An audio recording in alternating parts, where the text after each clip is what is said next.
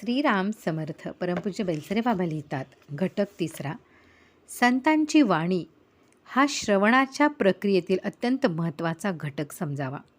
संतवाणी प्रत्यक्ष संवादाने श्रोत्यांपर्यंत पोचते किंवा संतांनी लिहिलेल्या ग्रंथाच्या रूपाने पोचते.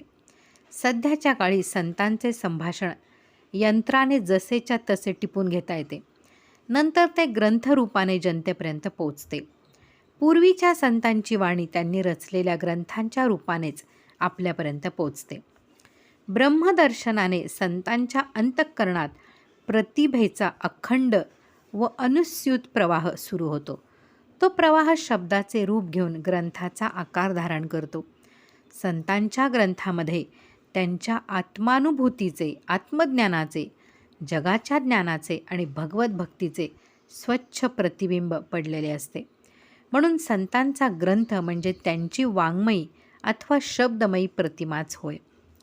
संतास सन्मुख बसून त्यांचे बोलणे प्रत्यक्ष ऐकायला मिळणे हे मोठे भाग्याचे समजावे.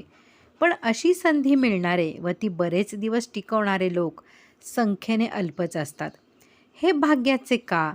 तर संतांच्या मुखातून त्यांची दिव्यवाणी वाहताना ऐकणारा श्रोता डोळ्यांनी संतांच्या रूपाचे आस्वादन करतो आणि त्याचबरोबर त्याचा जिवंत शब्दध्वनी जन्मभर हृदयात साठवून ठेवतो. संतांचा ग्रंथ मनापासून अभ्यासला तर त्याचा प्रत्यक्ष सहवास झाल्याचा थोडाफार अनुभव प्रत्येकाला येतो.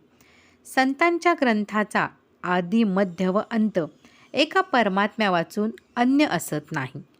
ब्रह्माचे बनलेले हे विश्व ब्रह्मापासून आकाराला आले आणि ब्रह्मामध्येच लीन होणार आहे. अर्थात हे ब्रह्माहून भिन्न नाही.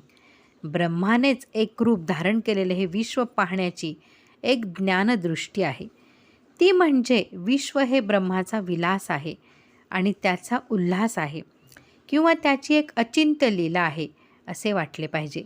सर्व वस्तूंमध्ये, जीवप्राण्यांमध्ये आणि घटनांमध्ये सर्व स्थानी ब्रह्म विद्यमान आहे. त्याचे दर्शन होणे हा परमार्थ होय असे संत आग्रहाने सांगतात. घटक चौथा, संत ग्रंथ रचतो तेव्हा एक नवीन अर्थविश्व निर्माण करतो.